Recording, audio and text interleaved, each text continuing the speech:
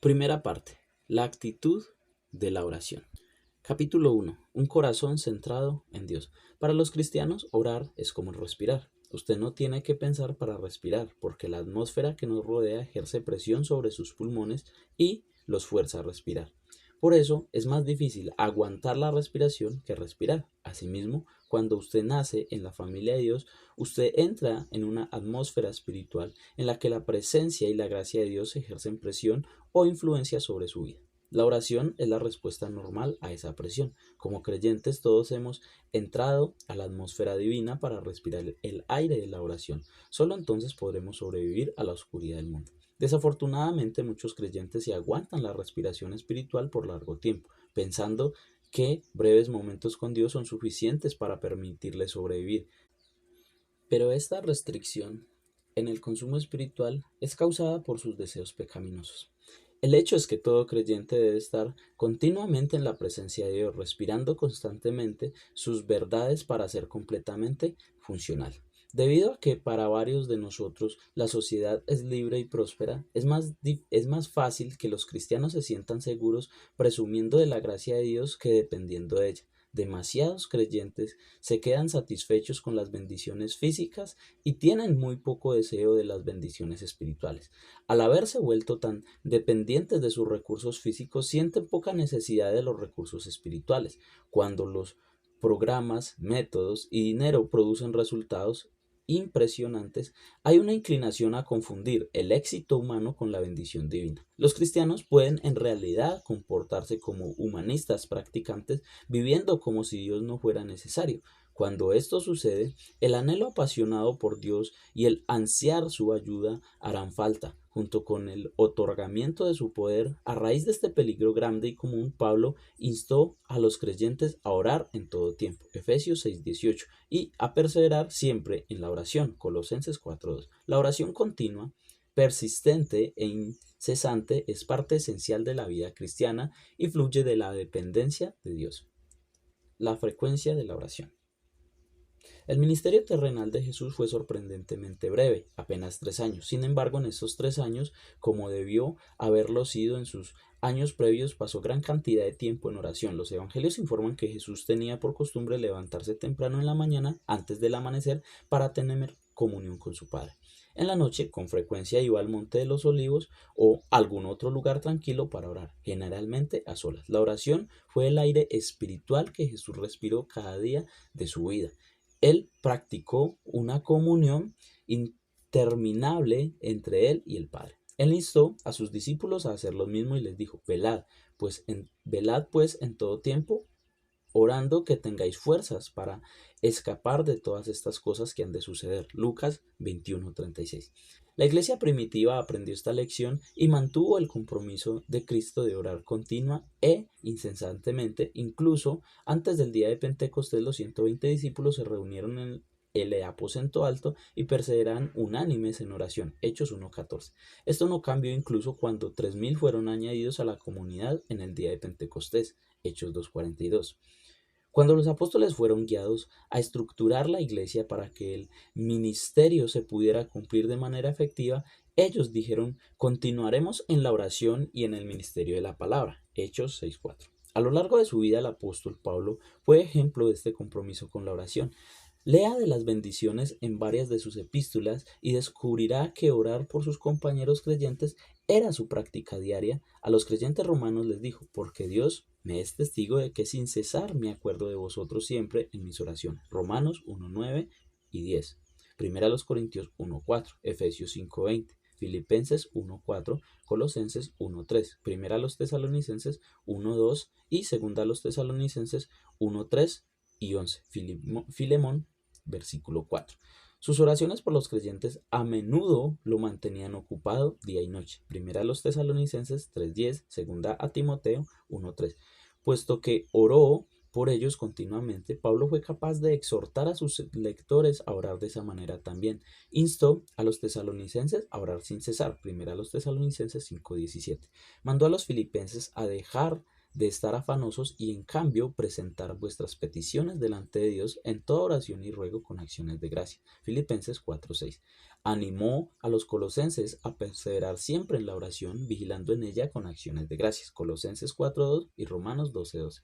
Y para ayudar a los efesios a armarse para combatir con las tinieblas espirituales del mundo que los rodeaba, dijo, orando en todo tiempo, en el Espíritu, con toda oración y ruego, vigilando con toda perseverancia y ruego por todos los santos. Efesios 6:18.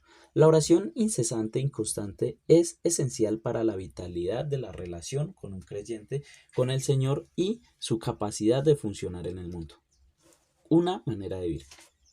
Cuando niño solía preguntarle cómo alguien podía orar sin cesar. Me imaginaba a cristianos caminando con las manos juntas, la cabeza inclinada y los ojos cerrados, chocando con todo. Aunque ciertas posturas y momentos específicos apartados para la oración tienen una relación importante con nuestra comunión con Dios, orar en todo tiempo obviamente no significa que tengamos que orar de maneras formales o notorias cada minuto que estemos despiertos, y no quiere decir que tengamos que dedicar a recitar patrones y formas ritualistas de oración. Orar sin cesar básicamente se refiere a la oración que vuelve a suceder, no a hablar sin parar.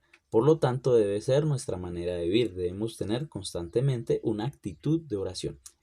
El famoso predicador del siglo XIX, Charles Haddon Spurgeon, ofrece esta imagen vívida de lo que significa orar en todo tiempo. Como los caballeros de antaño, siempre en guerra, no siempre en sus corceles corriendo hacia adelante con sus lanzas listas para derribar a un adversario, pero siempre con sus armas donde las podían alcanzar rápidamente y siempre listos a ser heridos o morir por la causa que defendían. Estos guerreros rudos a menudo dormían con sus armas, así que incluso cuando dormidos aún debemos tener una actitud de oración, de manera que si tal vez nos despertamos en la noche todavía podemos estar con Dios. Nuestra alma, al haber recibido la influencia centrípeta divina que la hace buscar su centro celestial, debe estar eternamente elevándose de manera natural hacia Dios mismo. Nuestros corazones deben ser como esos faros y atalayas que estaban listos a lo largo de la costa de Inglaterra cuando se esperaban la invasión de la Armada Española. En cualquier momento, no siempre con el fuego prendido, pero con la madera siempre seca y los fósforos siempre al alcance. Todo estaba listo para encenderse en el momento designado. Nuestras almas deben estar en tal condición que la oración exclamativa debe ser muy frecuente en nosotros, sin necesidad de hacer una pausa en el negocio o dejar de mostrar y ponernos de rodillas. El espíritu debe emitir sus peticiones silenciosas, cortas y rápidas al trono de la gracia. Un cristiano debe llevar el arma de la oración como una espada desenvainada en su mano. Nunca debemos detener nuestras súplicas. Que nuestros corazones nunca sean como una pistola de poco uso, necesitando que se le haga de todo antes de poder ser usada contra el enemigo, sino que debe ser como un cañón cargado y preparado, requiriendo solo el fuego para poder disparar. El alma no siempre debe estar ejercitando la oración, pero siempre funcionando en la energía de la oración. No siempre en realidad orando, pero siempre orando intencionalmente. Me parece que orar en todo tiempo es vivir en un estado constante, consciente de la presencia de Dios, donde todo lo que vemos y experimentamos se convierte en una especie de oración que se vive en una conciencia profunda y una entrega a nuestro Padre Celestial. Es algo que comparto con mi mejor amigo, algo que comunico instantáneamente a Dios. Obedecer esta exhortación significa que cuando somos tentados presentamos la tentación a Dios y pedimos su ayuda. Cuando experimentamos algo bueno y hermoso, inmediatamente le agradecemos al Señor por ello. Cuando vemos al mal alrededor nuestro, le pedimos a Dios que lo enderezca y que nos permita ayudar a lograrlo, si así Él lo desea. Cuando nos encontramos con alguien que nos conoce a Cristo, oramos para que Dios acerque a esa persona hacia Él y nos use para ser fieles testigos. Cuando encontramos problemas, nos volvemos a Dios como nuestro libertador. De este modo, la vida se convierte en una oración continuamente ascendente. Todos los pensamientos, obras y circunstancias de la vida se convierten en una oportunidad para tener comunión con nuestro Padre Celestial. Así ponemos nuestras mentes en las cosas de arriba, no en las de la tierra. Colosenses 3:2. Comunión con Dios. Puesto que el propósito final de nuestra oración es glorificar a Dios y traernos a una comunión íntima y enriquecedora con Él, no buscar a Dios en oración es negar ese propósito. Lo que hemos visto y oído lo anunciamos también a vosotros, dice el apóstol Juan, para que vosotros también tengáis comunión con nosotros, y nuestra comunión es con el Padre y con su Hijo Jesucristo. Primera de Juan 1:3. Imagínese pasar todo el día laborable con su mejor amigo a su lado. Usted sin lugar a dudas reconocería su presencia durante todo el día, presentándolo a sus amigos o compañeros de trabajo y hablándole de una diversas actividades del día. Pero, ¿cómo se sentiría su amigo si nunca hablara con él o reconociera su presencia? Sin embargo, así es como tratamos al Señor cuando no oramos. Si nos comunicamos con nuestros amigos con la poca frecuencia con la que algunos de nosotros nos comunicamos con el Señor, esos amigos podrían desaparecer rápidamente. Nuestra comunión con Dios no fue diseñada para esperar a que estuviéramos en el cielo. El mayor deseo de Dios y nuestra mayor necesidad es estar en constante comunión con Él ahora. Y no hay una expresión o experiencia más grande de la comunión que la oración. En una de las obras clásicas sobre el propósito de la oración, el pastor del siglo XIX, E. M. Bones, nos ofrece este recordatorio de cómo debemos cultivar nuestra comunión con el Señor. La oración no es una función que carece de significado o un deber que hay que cumplirlo al final de un día ocupado y agotador. No estamos obedeciendo al mandamiento de nuestro Señor cuando nos contentemos con unos cuantos minutos de rodillas en los ajetreos de la mañana o tarde en la noche cuando las facultades cansadas por las tareas del día piden un descanso. Es cierto que Dios siempre está al alcance de una llamada, su oído siempre atento al grito de su Hijo, pero nunca llegaremos a conocerlo si usamos el vehículo de la oración como usamos el teléfono para tener unas cuantas palabras de conversación apurada. La intimidad requiere desarrollo. Nunca podremos conocer a Dios como todo lo que implica el privilegio que es conocerlo. Por medio de repeticiones, de intersecciones breves, fragmentadas y desconsideradas, las cuales son peticiones de favores personales y nada más. Esa no es la manera en que podemos entrar en comunión con el Rey del Cielo. La meta de la oración es ser oído de Dios. Una meta que solo se puede lograr buscándolo de manera paciente, continua y constante, derramándole nuestro corazón y permitiéndole que nos hable. Solo al hacerlo podemos esperar conocerlo, y a medida que más lo conocemos, más tiempo pasaremos en su presencia y encontraremos que esa presencia es un deleite constante y creciente. Los métodos de la oración. Efesios 6:18. Pablo dice que debemos orar en toda oración y ruego. La palabra griega que traduce oración también en 1 Tesalonicenses 5:17 es la oración común del Nuevo Testamento para decir oración y se refiere a peticiones generales. La palabra que se traduce ruego se refiere a oraciones específicas. El uso que hace Pablo de ambas palabras sugiere nuestra participación necesaria en toda clase de oración, todo tipo que sea apropiado. La postura. Orar todo el tiempo necesita que se esté en varias posiciones, porque usted nunca va a estar en la misma posición todo el día. En la Biblia la gente oraba de pie, Primero de Reyes 8:22, levantando las manos, 1 Timoteo 2:8, sentados, 2 de Samuel 7:18, de rodillas, Marcos 1:40, mirando hacia arriba, Juan 17:1, inclinados, Éxodo 34:8, poniendo la cabeza entre las rodillas, Primero de Reyes 18:42, golpeándose el pecho, Lucas 18:13, y en dirección a Jerusalén, Daniel 6:10. Las circunstancias.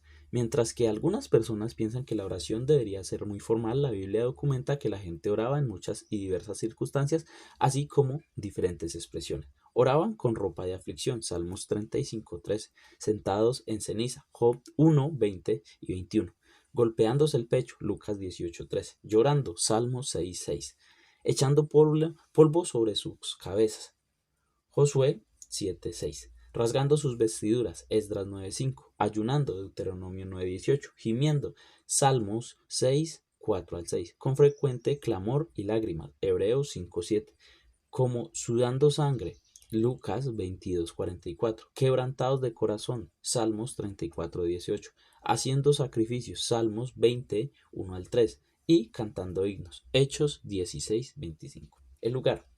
La Biblia también registra a la gente orando en toda clase de lugares. En la batalla, segundo de Crónicas 13, 14 y 15. En una cueva, primero de Reyes 19, 9 al 10. En una habitación, Mateo 6, 6. En un huerto, Mateo 26, 36 al 44. En un monte, Lucas 6, 12. Junto a un río, Hechos 16, 13. En la playa, Hechos 21, 5 al 6. En la calle, Mateo 6, 5. En el templo, primero de Reyes 8, 22 al 53. En la cama, Salmos 4, 3 y 4. En una casa, Hechos 9, 39 al 40. En el vientre de un pez, Jonás 2, 1 al 10. En una azotea, Hechos 10, 9. En una cárcel, Hechos 16, 23 al 26. En el desierto, Lucas 5, 16. En una cruz, Lucas 23, 33, 34 y 46.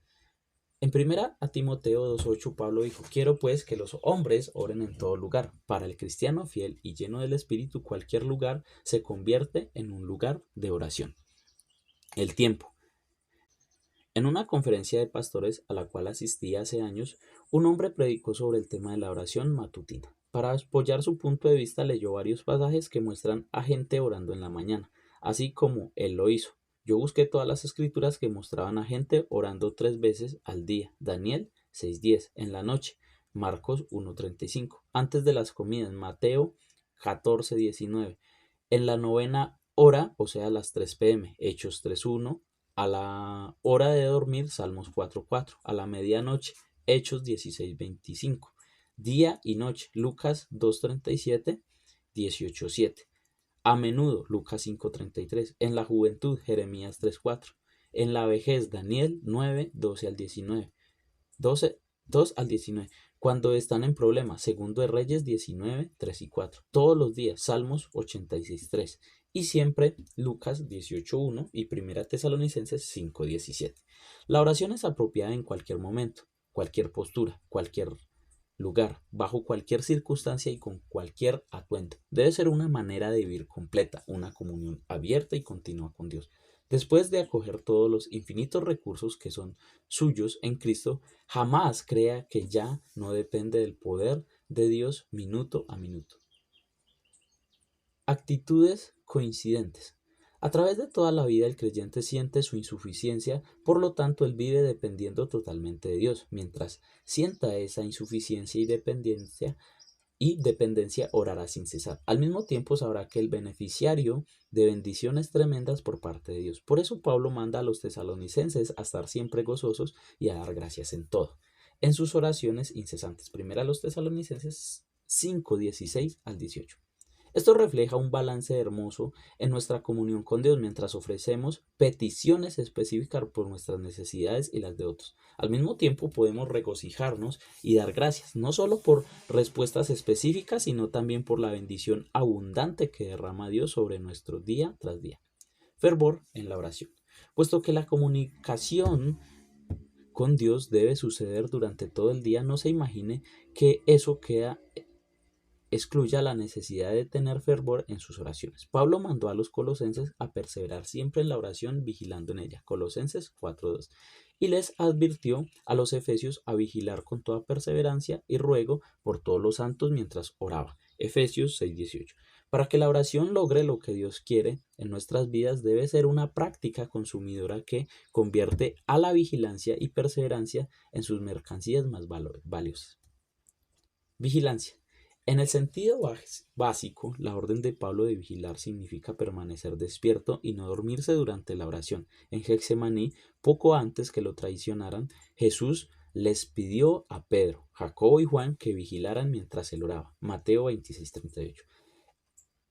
Él regresó poco después y los halló durmiendo.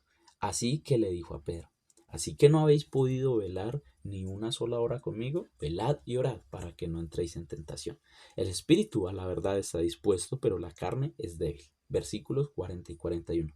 Es imposible orar mientras uno duerme. Usted debe estar despierto y alerta para hablar con Dios, así como lo está cuando habla con cualquier persona. No obstante, las órdenes de Pablo, tanto en Colosenses 4:2 como en Efesios 6:18, abarcan más que el estar alerta físicamente. Los creyentes también deberían buscar esas cosas por las cuales deberían estar orando. Obviamente, Pedro aprendió esta profunda verdad del hecho de no permanecer despierto, ya que escribió en su primera epístola: sed pues prudentes y sobrios en la oración. 1 Pedro 4:7. Los cristianos a veces dicen oraciones vagas y generales que son difíciles que Dios conteste porque realmente no piden nada específico. Por eso es tan importante la oración específica. Aunque las peticiones generales pueden ser apropiadas en ciertas ocasiones, es por medio de las respuestas a oraciones específicas que vemos a Dios demostrar su amor y poder. Jesús prometió: y todo lo que pidierais en mi nombre, eso haré, para que el Padre sea glorificado en el Hijo. Si me pidierais alguna cosa en mi nombre, yo lo haré. Juan 14:13 y 14. Aquellos creyentes que buscan constantemente al Señor tienen preocupaciones específicas. Si usted no está alerta a los problemas y necesidades específicos de otros creyentes, no puede orar por ellos específicamente y de todo corazón. Pero cuando usted lo hace, usted puede esperar la respuesta de Dios. Regocíjese en ello cuando llegue y luego ofrecerle su alabanza y agradecimiento. Perseverancia. Desafortunadamente, la mayoría de creyentes nunca toman en serio la oración hasta que sucede un problema en su vida o en la de un ser querido. Entonces tienen la inclinación de orar atenta, específica y persistentemente. Pero Pablo dice: siempre debemos orar de esa manera y vigilar con toda perseverancia. Efesios 6:18. La palabra griega que se traduce perseverancia y usada en el mandato perseverar siempre, Colosenses 4:2, viene de proscartereo, una palabra compuesta formada de cartereo, estar firme o resistir, y una preposición añadida que intensifica el significado. El verbo significa ser valiente y persistente, aferrarse y no soltarse. Se usó para referirse a la resistencia fiel de Moisés cuando sacó a los hijos de Israel de Egipto. Hebreos 11:27. Perseverar en la oración es presentar todo delante de Dios con todo el corazón, valentía y constancia, especialmente las necesidades de los demás, la sensibilidad de los problemas y necesidades de los demás, incluyendo otros creyentes que están pasando por pruebas y dificultades, nos llevará a orar por ellos de noche y de día, como Pablo lo hizo por Timoteo. 2 Timoteo 1:3. El ejemplo de nuestro Señor. Jesús mismo fue la personificación de la perseverancia en la oración. Hebreos 5:7 dice: en los días de su vida física, habiendo ofrecido ruegos y súplicas con fuerte clamor y lágrimas al que podía librar de la muerte. Este versículo es un comentario de la vida de oración de nuestro Señor Jesucristo mientras estuvo en la tierra. Una vida caracterizada por oraciones apasionadas ofrecidas con gran intensidad y agonía. Aunque la Escritura nos registra los detalles de sus oraciones, podemos estar seguros de que él perseveró en ellas, incluso si le tomaba toda la noche. Lucas 6:12.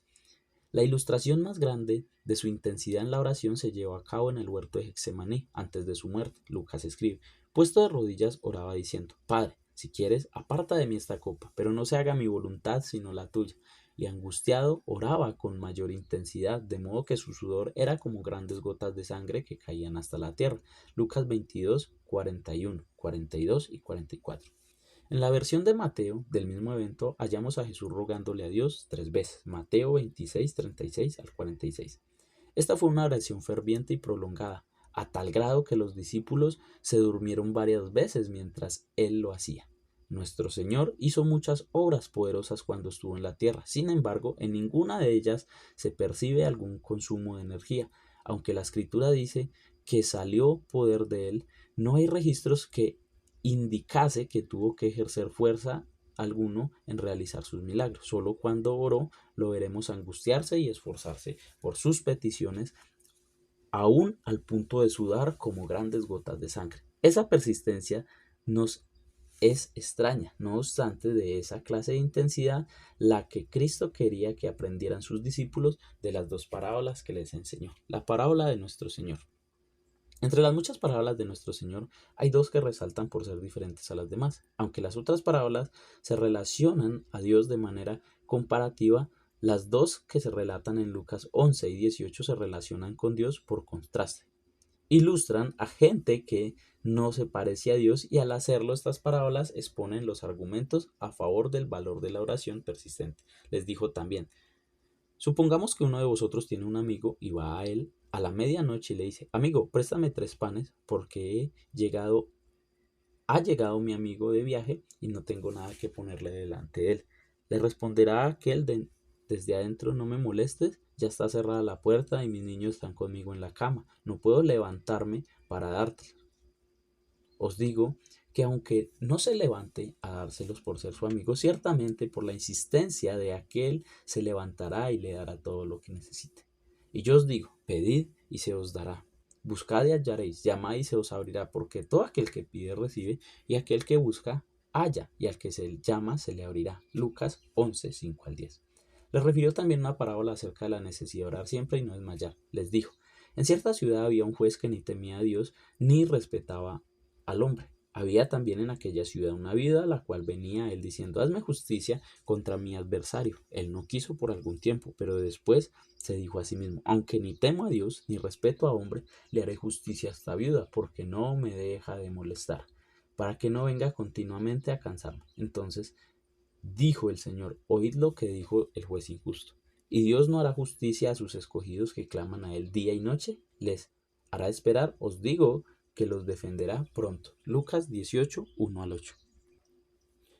El contraste entre Dios y el amigo reacio y el juez injusto es obvio. Si esos humanos mal dispuestos y pecadores honran la persistencia, ¿cuánto más nuestro santo y amoroso Padre Celestial? Si usted no recibe una respuesta inmediata a su petición, o si los acontecimientos no salen exactamente con la rapidez que esperaba la palabra del Señor para nosotros, no se desanime. Siga orando sin cesar y no se rinda. Siga llamando, siga pidiendo, siga buscando. Spurgeon ofrece esta enseñanza acerca de la importancia de nuestra persistencia. Si vamos a prevalecer, debemos persistir. Debemos continuar incesante y constantemente y no poner pausas a nuestra oración hasta obtener la misericordia lo más posible. Los hombres siempre deberían orar, semana tras semana, mes tras mes, año tras año. La conversación de ese hijo querido debe ser la principal súplica del padre. Presentar en oración a ese esposo inconverso es confiar de corazón por parte de la esposa, de noche y de día hasta que lo logre. Ella no debe usar 10 o 20 años de oración infructuosa como motivo para dejar de orar. No debe imponerle a Dios ni tiempo ni temporada, pero mientras haya vida en ella y vida en el objeto querido de su solicitud, debe continuar rogándole al poderoso Dios de Jacob.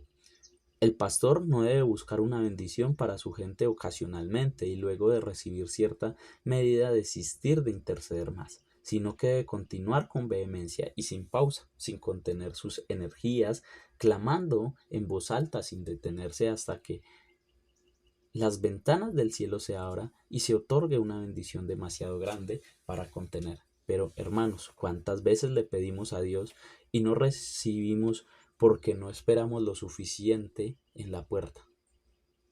Tocamos una y dos veces la puerta de la misericordia y como no abre la puerta un mensajero amistoso, nos vamos por nuestro lado. Demasiadas oraciones son como los golpes desenfrenados que dan los niños en las puertas, y luego, cuando se abre la puerta, el niño ya se ha ido. Oh, por gracia permanezca cara a cara con el ángel de Dios, y nunca, nunca, nunca suelte el agarre, sintiéndose que la causa que abogamos es una en la cual debemos tener éxito, puesto que las almas dependen de ello.